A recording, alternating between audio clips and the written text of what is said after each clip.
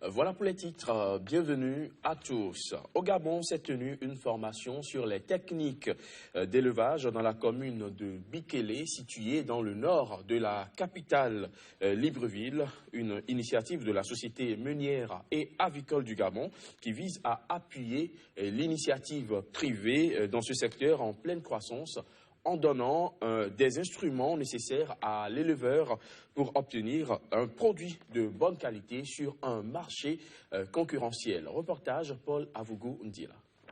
La cinquantaine d'éleveurs venus des quatre coins de la commune de Bikélé et ses environs ne s'est pas fait prier pour participer à cette rencontre importante d'échange et de formation. Les experts ont exposé sur les thèmes d'étiologie, de chute des pontes, sevrage et particularités de la physiologie de la volaille. L'objectif est clair, donner des instruments nécessaires à l'éleveur pour obtenir un produit de bonne qualité sur un marché concurrentiel de plus en plus exigeant.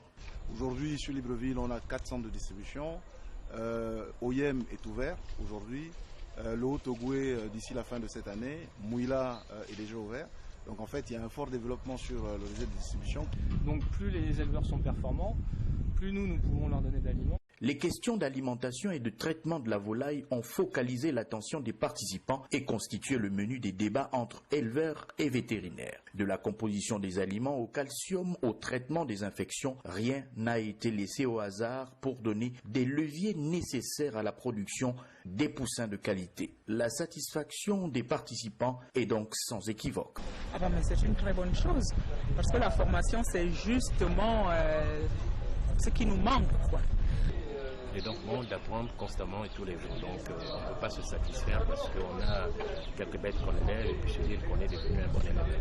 Cette formation sur les techniques d'élevage des poules pondeuses devrait s'étendre aux autres contrées du pays, car intégrant le plan global du gouvernement d'appui à l'initiative privée pour la création des activités génératrices de revenus inscrites en bonne place dans le Gabon industriel du plan stratégique Gabon émergent d'Ali Bongo Ondimba.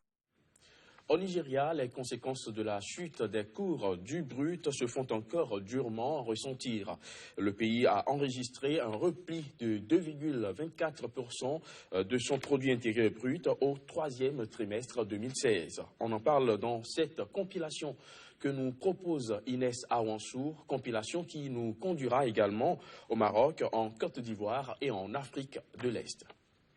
Le produit intérieur brut du Nigeria a enregistré un repli de 2,24% au troisième trimestre 2016 par rapport à la même période en 2015. Il s'agit là d'une conséquence de la perte des revenus de l'État, de la forte inflation et de la pénurie de devises étrangères, toutes choses dues à la chute du prix du baril de pétrole et aux attaques récurrentes des installations pétrolières par des groupes rebelles. Selon le Bureau national des statistiques, le secteur pétrolier nigérian a ralenti de 22% par rapport à l'année dernière, ce qui a fait perdre au pays sa place de premier exportateur de l'Afrique subsaharienne au bénéfice de l'Angola. Par ailleurs, le ralentissement des exportations a entraîné une lourde pénurie des devises étrangères, ce qui handicape l'économie nigériane. En ce qui concerne le secteur industriel qui est frappé de plein fouet par la dévaluation du Naira, il a enregistré une baisse de 2,9%. Au cours des 10 premiers mois de l'année 2016, le déficit commercial du Maroc s'est établi à 14,87 milliards de dollars, ce qui représente une hausse de 15,8% par rapport à la même période en 2015. Selon les statistiques publiées lundi par l'Office d'échange, entre le 1er janvier et le 31 octobre 2016, les importations ont atteint 333,7 milliards de dirhams, soit une hausse de 7,5% comparativement à la même période en 2015. Quant aux exportations, elles ont atteint 184,5 milliards de dirhams durant les 10 premiers mois de l'année 2016 contre 181,7 milliards en 2015. Le taux de couverture des importations par les exportations s'est ainsi établi à 55,3% pour la même période. $194 millions. C'est la somme que l'Agence américaine pour le développement international USAID entend accorder à la communauté d'Afrique de l'Est pour la promotion de l'intégration économique régionale et la libre circulation des personnes et des biens au cours des 5 prochaines années. Aussi, une partie de cet argent, soit environ $30 millions, servira à financer le renforcement institutionnel au sein du secrétariat de la communauté d'Afrique de l'Est.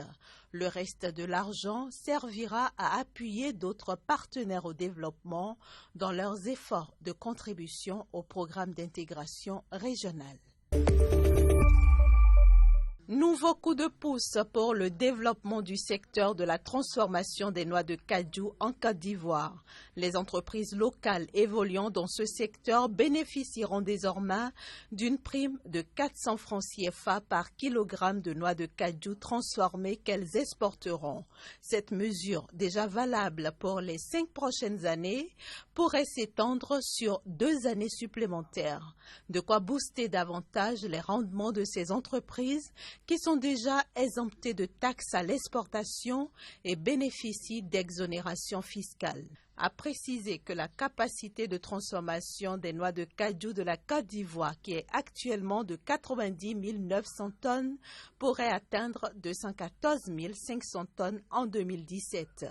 Le gouvernement ivoirien ambitionne de porter le taux de transformation des noix brutes à 100% d'ici à 2020. Les petites et moyennes entreprises constituent de véritables acteurs de la croissance économique dans le monde. Cependant, dans plusieurs pays africains, les banques éprouvent d'énormes réticences pour leur accorder des financements. Elles estiment que ces petites et moyennes entreprises n'offrent pas de solides garanties de solvabilité. Une situation à laquelle le Fonds africain de garantie apporte des solutions. Mais quelles sont les véritables solutions que le Fonds africain de garantie apporte au financement des petites et moyennes entreprises en Afrique? Élément de réponse. Le gap de financement, le besoin de financement des PME dans le monde est estimé à 155 milliards de dollars. Vous trouverez difficilement des institutions qui puissent le faire directement, des institutions de développement. Les fonds de garantie ont jouent de ce qu'on appelle un effet de levier. C'est-à-dire, nous pouvons mettre ensemble les ressources que on dit en anglais, nous leverageons, pour pouvoir aider les banques à drainer leurs ressources vers ces PME. Nous, notre rôle, c'est l'argent existe dans les banques. Tout ce que les banques ont comme difficulté, c'est le confort que les PME ne peuvent pas leur apporter. Si on leur apporte ce confort, les banques vont financer. Les banques n'ont aucun intérêt à ne pas financer la PME lorsque les conditions sont réunies. L'argent de la banque, c'est votre argent, c'est mon argent, c'est l'argent de tout le monde. Il faut qu'on s'assure qu'il y ait un minimum de conditions acceptables réunies pour que les banques partent. Ce sont ces conditions-là que nous levons. Ce sont ces conditions-là que nous apportons auprès des banques pour qu'elles puissent jouer leur rôle. Il ne s'agit pas d'avoir l'argent, il ne s'agit pas de faire du conflit ou de la compétition avec les banques. Non. Il s'agit de dire, nous vous apportons des dossiers qui sont corrects, nous avons en face de vous des dossiers qui sont excellents, nous avons des champions, finançons-les dans des conditions optimales. Quel est le bon timing pour investir en bourse? La question préoccupe bien entendu et nous l'abordons aujourd'hui avec Flavia Edinou que nous retrouvons juste après ceci.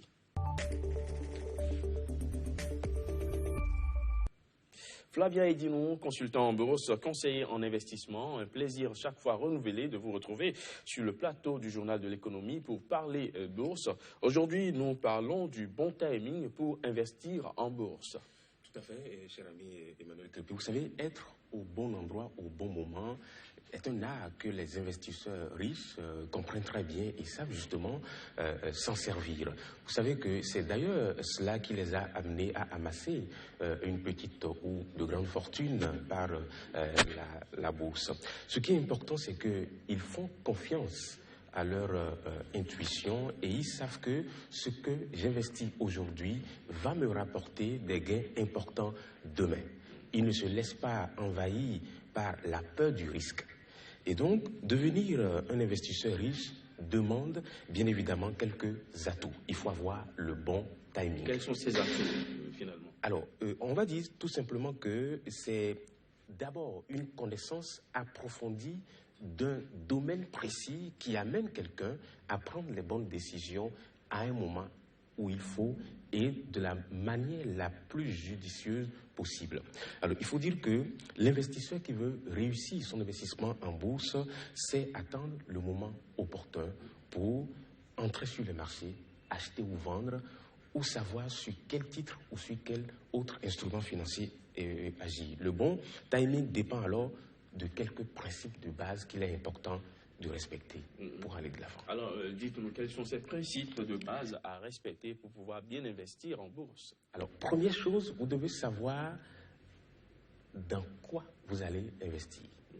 Alors, ça c'est quelque chose de vraiment important. Pourquoi on veut investir en bourse? Vous savez, la réponse à cette question va dépendre, va varier d'un investisseur à un